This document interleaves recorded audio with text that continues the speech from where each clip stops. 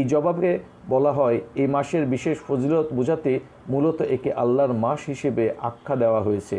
উল্লেখিত হাদিসে বলা হয়েছে মহরম মাসের রোজা রমজানের পর সবচেয়ে মর্যাদাপূর্ণ। আল্লাহর মাস বলার এটি একটি কারণ। মহরম মাসের রোজার জন্য আশুরার রোজার ফজিলত বেশি।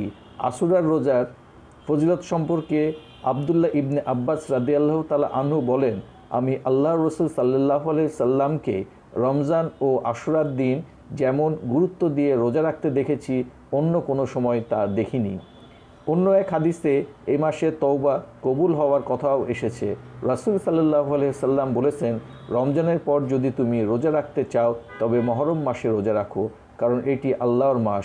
এ মাসে এমন একটি দিন আছে যে দিনে আল্লাহ তাআলা একটি জাতির তওবা কবুল করেছেন এবং ভবিষ্যতেও অন্য জাতির তওবা কবুল করবেন।